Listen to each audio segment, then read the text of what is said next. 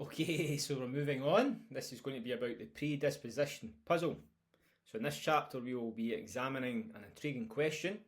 So I'm just going to move along a little bit. So what is the question? So we as individuals, are we more susceptible to emotional eating than others? So what do we mean by that? Let's move on. So there is a multitude of different underlying reasons. And by demystifying certain factors, you can then have a deeper self-empathy and understanding for others, for example, who grapple with emotional eating. Moreover, recognising such factors is integral to start formulating effective strategies to tackle the issue. And what I mean by that is having an understanding of what's going on.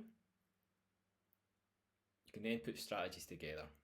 Okay, when you write that down, is reflectiveness is the key to my success. If you can write that down for me, that would be brilliant.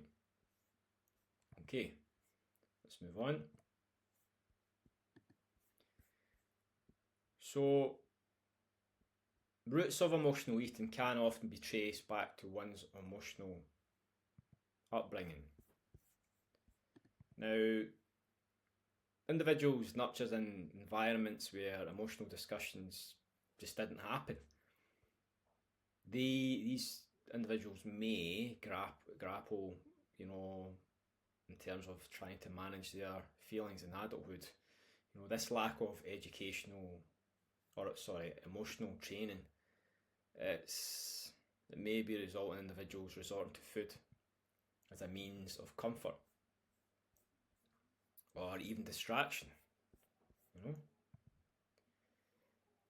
Cultural and, for example, family practices can also condition us to interlink food with emotions, like celebrations and certain meetups. It can often be marked as with food during these fun times, which is fine, but comfort eating is something that we're grappling. It can be hard, and these can be stressful. So such deep-rooted associations may start bringing on cravings, for specific foods, whilst during especially emotional situations, like for example stress is a formidable player. There's high stress situations. It does elevate the production of cortisol, as we mentioned before. This spike in cortisol can then start to trigger our appetite, particularly in sugar or fatty comfort foods. Constant stress without effective coping mechanisms, it just leads to this reaching out for comfort food. And further physiological conditions such as depression and anxiety can often be intertwined with emotional eating.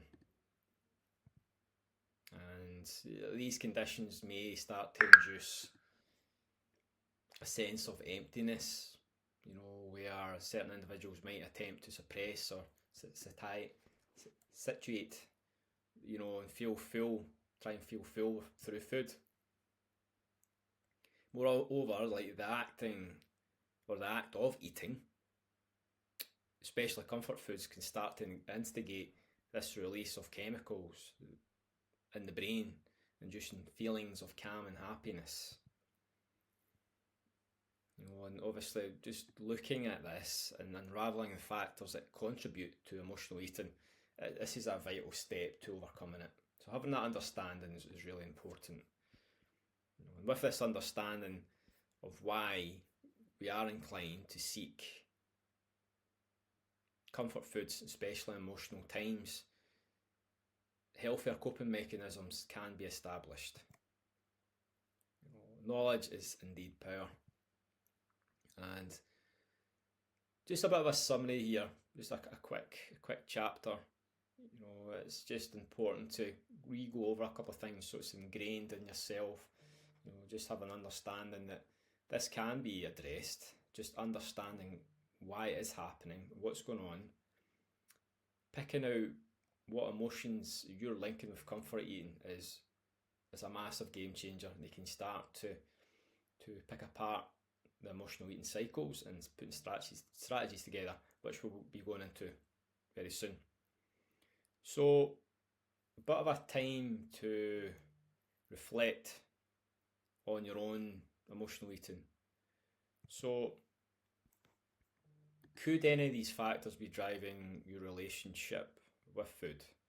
There is some good tests for that.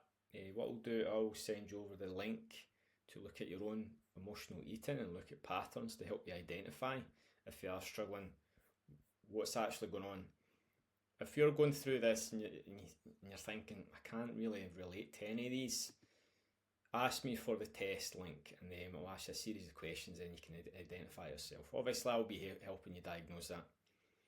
Okay, so we're going to be moving on to the next chapter. So, spotting the signals, identifying your emotional eating patterns. Let's move on.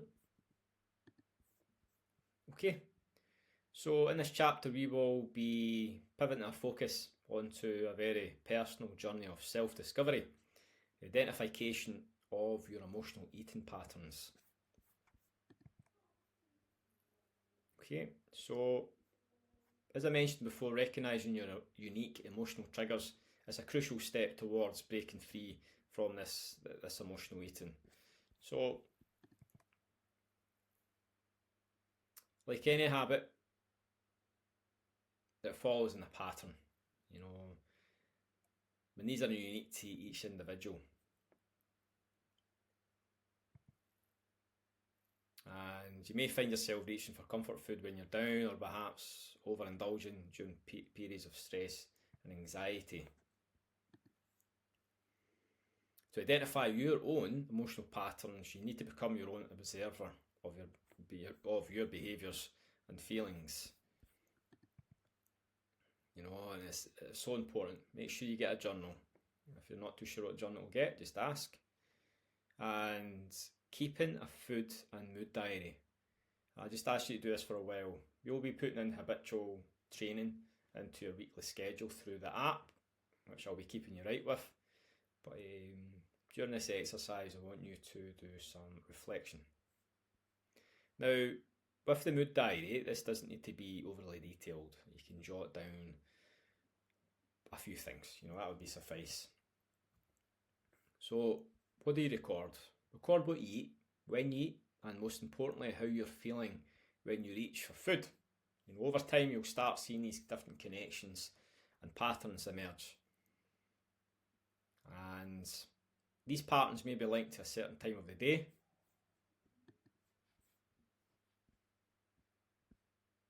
For instance, do you find yourself snacking late at night? Even when you're not physically hungry? There could be some association with certain emotions or events. Do you overeat when you're feeling stressed, or if you're having a tough day?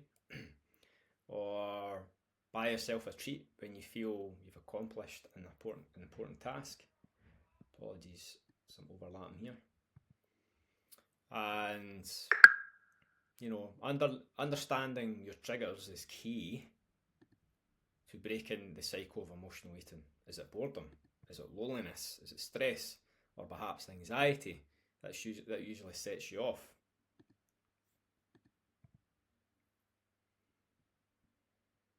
Have a think about that.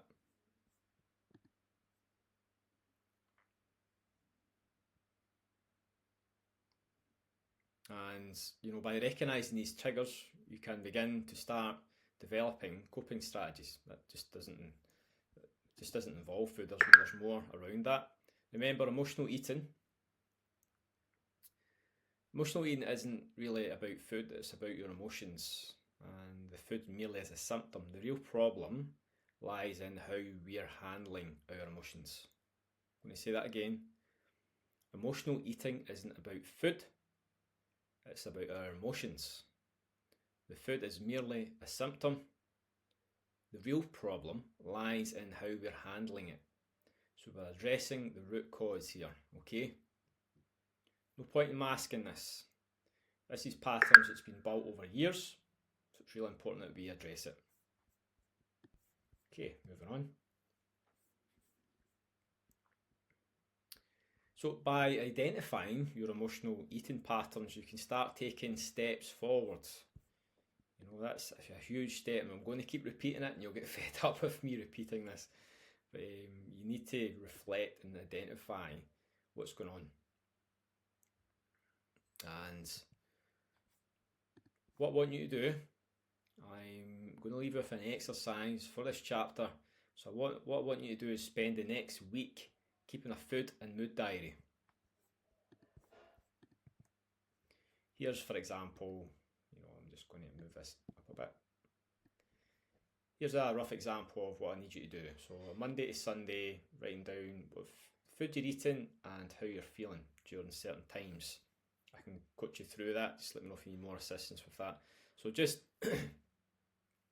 observe your eating habits without any judgment. Just go through your life as you normally do. Simply note down what you're eating, when, and what you're feeling at the time. Try to pinpoint any patterns or triggers. Remember, this is a process of self-discovery, not self-criticism. Okay, so I'm going to finish up this chapter, and I will see you in the next chapter. Thanks.